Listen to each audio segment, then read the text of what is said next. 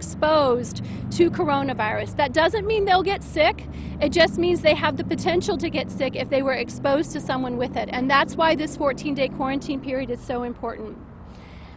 An incubation period is the length of time for when someone is exposed to a pathogen or a virus like the coronavirus till they get sick. And we know based on other coronaviruses that 14 days is the maximum length of time for an incubation period for those coronaviruses. And we feel confident that the same facts apply in this case.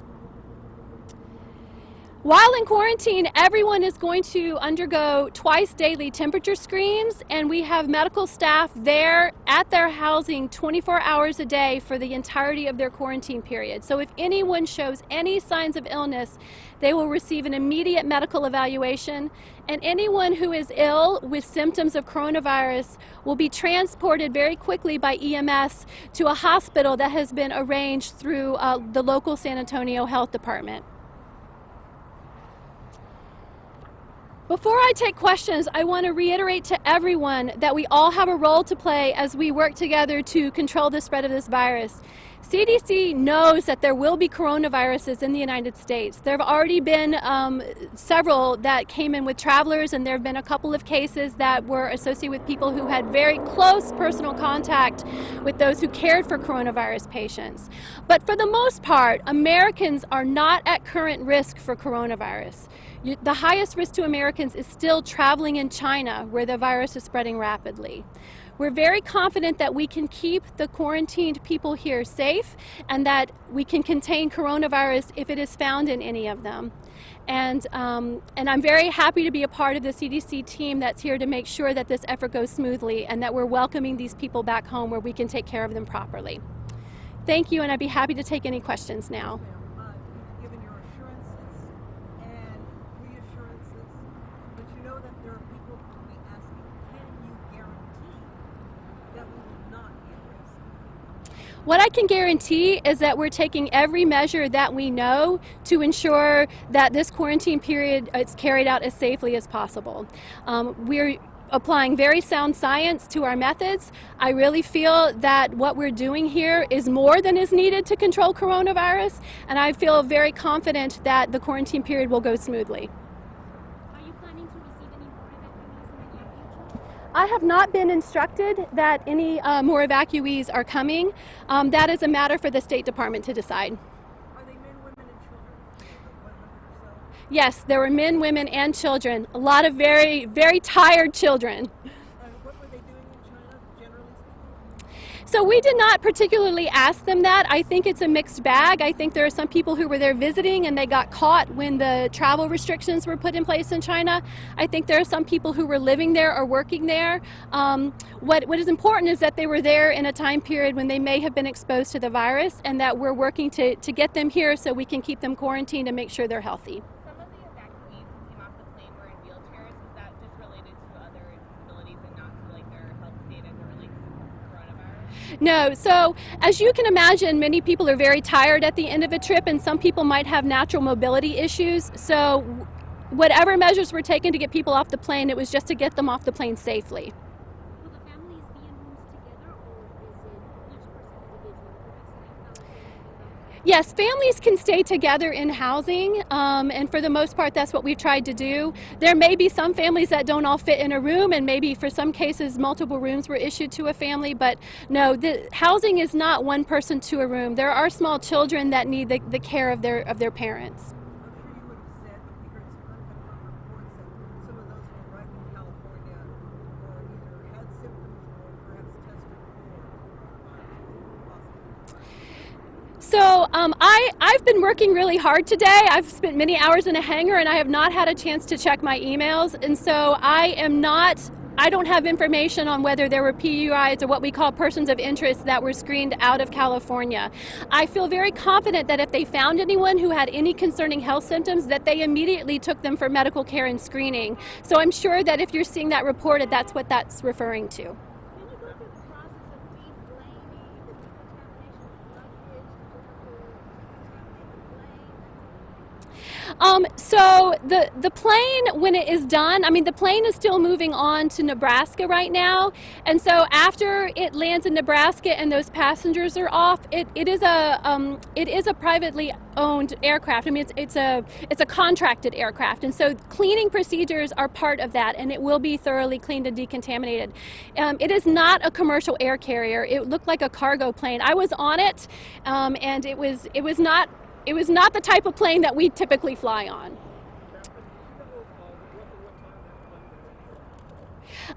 They were boarding passengers as I came here, so I don't have a time on Wheels Up, but I know that they were actively boarding as I left.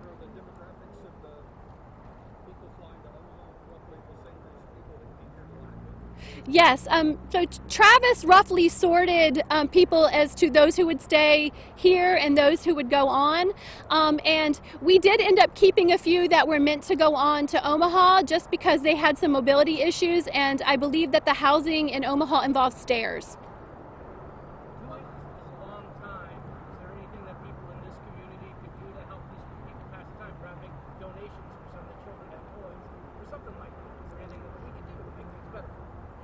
That is a great question. I think it's really important to emphasize that these people have been through a very long and challenging journey, and they're very tired, and they do not come with their normal items for comfort.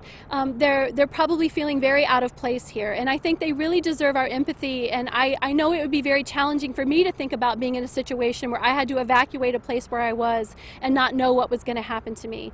I know that people who are worried about these individuals might want to help them. I think the best thing you can do is reach out to local Red Cross. I know that the Red Cross is connected with our teams who are working with the individuals, and they may be able to identify comfort items or other ways that the community members can support these evacuees to show them good San Antonio hospitality. What is the age range of the evacuees? So I still have to go over the manifest, and so I don't actually have the age ranges. I can tell you that there were babies in people's arms and there were older individuals as well. If an evacuee becomes sick and is transferred to a local hospital, when and how will that information be shared? So right now, San Antonio Local Health Department is working on the transfer of any patients that become ill to regional hospital or to a local hospital, and we are not releasing the names of the hospital at this time. I can tell you that if anyone is confirmed with coronavirus, there will be a statement. Will it involve local medical personnel or personnel from here? And also, the public will wonder, well, are they going to be taking a public hospital? Why expose the public in their mind? Why not take them to a military hospital? So the evacuation operation, JBSA Lackland's contribution to this is primarily lodging and then sort of the logistical support of how to pull all of this off, and they have been absolutely amazing. But the medical care is not part of their mission. The medical care of these individuals is part of CDC's mission. It's our job to protect the safety and health of Americans, and then it's also a local mission. So local San Antonio and the state of Texas are all involved in the public health safety of their citizens. So I think it's important to note that all across America, and San Antonio and Texas are no exception, hospitals are preparing for possible coronavirus cases. You could have any traveler returning and possibly have been exposed if they were in China and particularly in the Hubei province.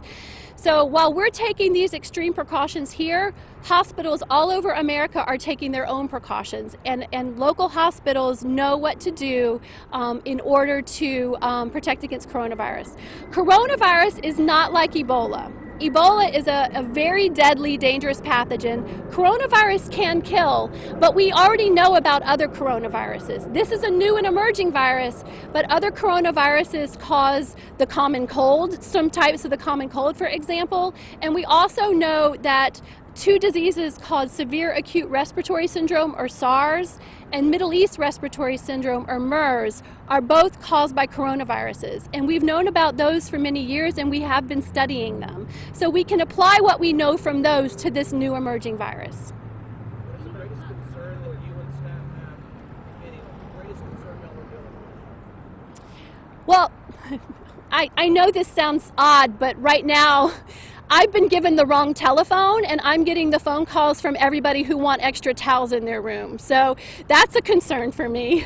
But I think my biggest concern is that these individuals are about to enter a very tough 14-day quarantine period. They don't know what's coming. They don't have the items that they're comfortable with, and it's our job to make sure that they're not only safe but they're comfortable. And this is not a role that CDC is traditionally engaged in, and so I need to be thinking about things on all levels. Can you tell us about the kits, the test kits that will be distributed to different laboratories? So as I mentioned, I've been working all day on this activity, and so I have heard that kits are shipping out from CDC, but I don't have details on timing for what will arrive here in Texas. I will also tell you that just shipping the kits out doesn't mean that a state is actively ready to start testing. They actually have to validate the test in their own laboratory with the personnel who are going to be using it, and that can take a little while. How are they doing emotionally on the way? I'm sorry. Can you help call for folks?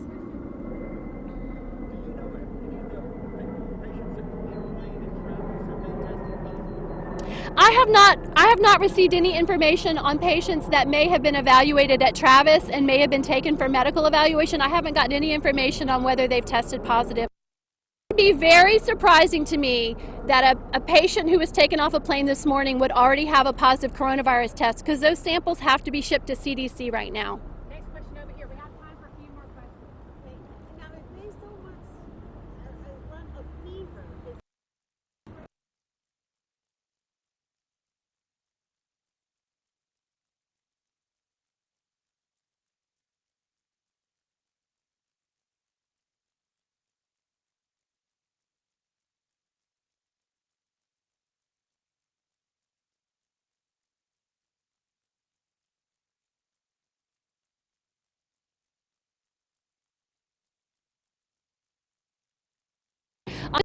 Just knew what our time frame was based on when they left China, and there was a delay coming out of that country. And then protocols following that, everything fine. Everything has been smooth, yes. so how many left China on one plane? So I don't have the manifest numbers in front of me, unfortunately. Like I said, we're going to release the numbers later. I do know with 100% we are housing less than 100 people here at JBSA Lackland, and that number is significantly less than they had originally projected. We're planning for up to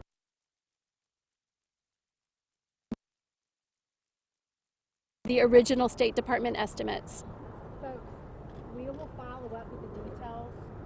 You all know how to get in touch with me by email. So we're going to let Captain McQuiston get back to the mission on base. Thank you very much. And as she stated, CDC will issue a statement if there is a confirmed case. Right? How long does it take to do the testing? Because you said it has to be shipped back to CDC. Yeah, right now there are no states actively testing that I'm aware of. So No, but I mean, if there's a PUI. if there's a PUI, it goes to the local hospital, collects a sample, it goes to the local laboratory, and they have procedures in place to pack it up and ship it to CDC, and they will ship it by the fastest means possible.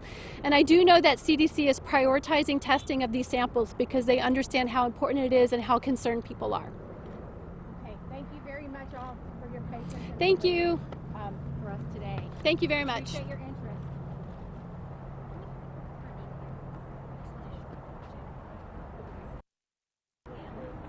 Jennifer,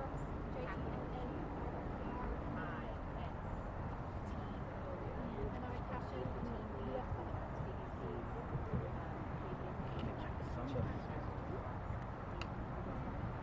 You reached out to me at the